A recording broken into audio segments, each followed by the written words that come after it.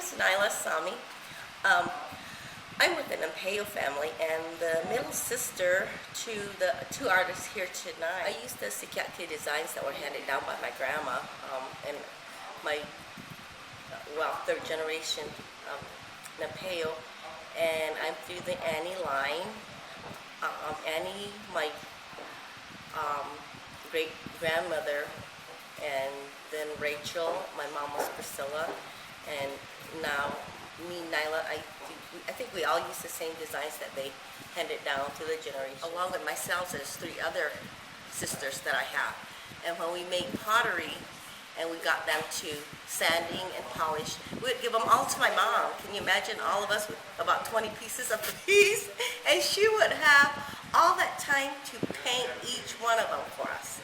And I was just like, oh, it's just so surprising. She never gave up on us. So she just said, you know what, just keep on doing. But I was like, oh gosh, it would be a hard thing to paint hers along with the rest of us. I do the Nampeyo pottery, and we're third generation of potters from the Nampeyo family, the well-known potter out in Hopi, who revived pottery.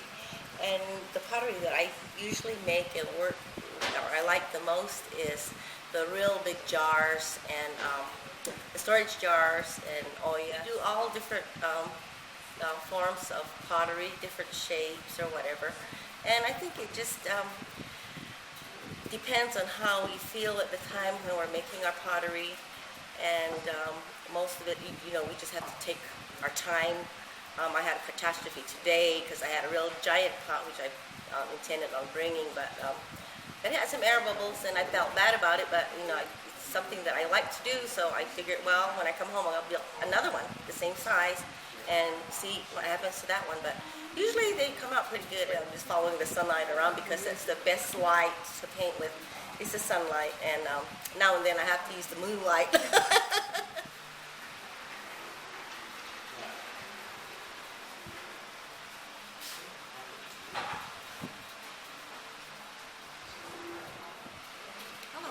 My name is Rachel Sahmie, and I'm the second youngest of my mom, Priscilla's children. I have four sisters, one younger sister, Bonnie, myself, Nyla, and Jean is the oldest, and we all do pottery. I'm a descendant of Nampeyo, and I learned pottery from my mom, Priscilla, and I've been doing pottery since I was in junior high.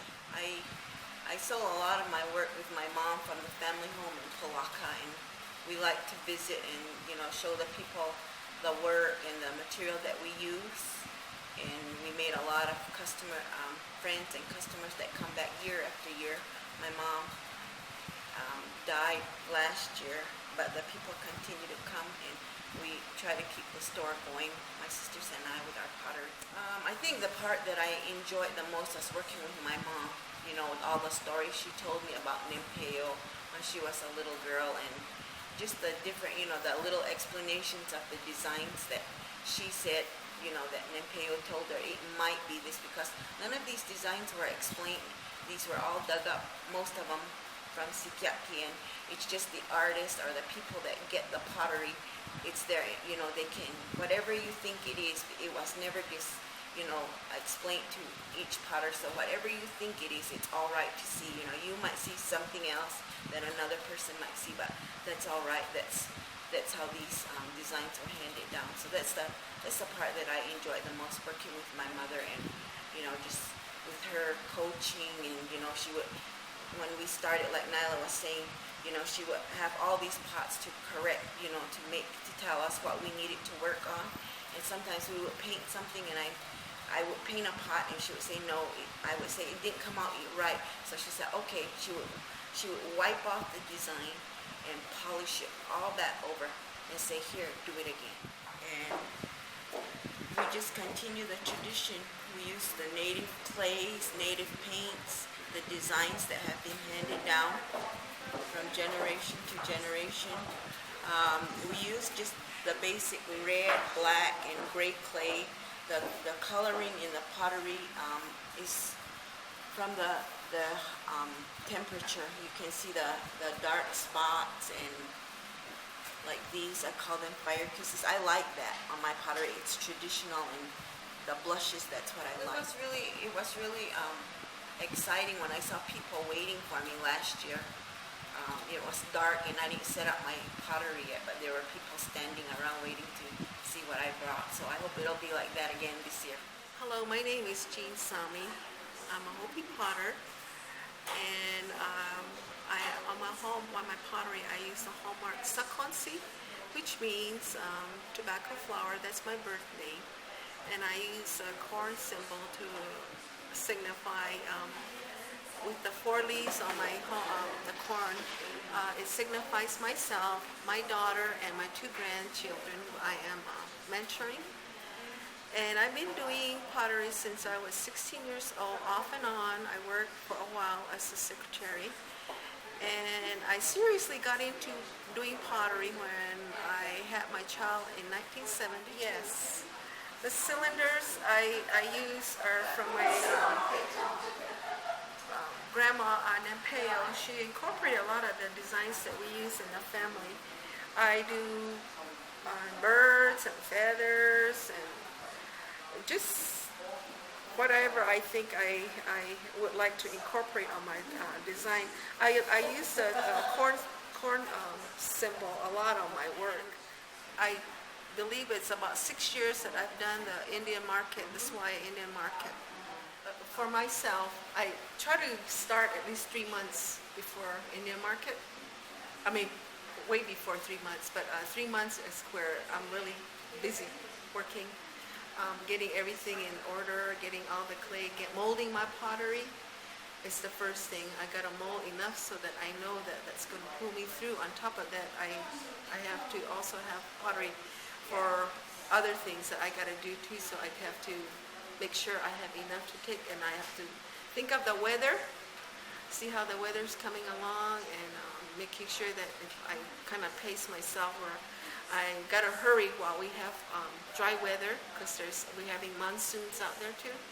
So it's fairly busy for me, and when I get into that like a hermit style leaving, it's because I'm trying to focus on my work and I don't get to go visit my sisters. Yeah. Well, as soon as they tell me that I got selected to have a booth, that's when I usually start. I mean, we work on pottery all the time, so the nicer pieces or the big special pieces that I do, I start putting them away, like in storage. And like Jean said, you have bills to pay for the rest of the month while you're getting ready for the market, so you sell some, but the really special pieces I put aside.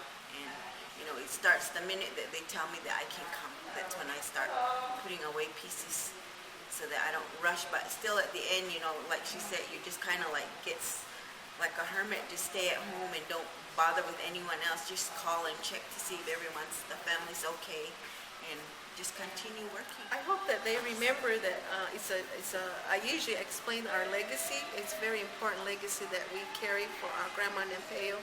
And our hope is to continue to do that and pass it on down to the generations and let them carry it on. To me, that's a very, very beautiful legacy to carry. And it's important that we stick by the methods and the techniques that they showed us. They're totally simple, but they bring out very beautiful colored pottery. They come out really nice, and I'm hoping that at one point in my lifetime, I had my grandma Rachel, which my sister is named after.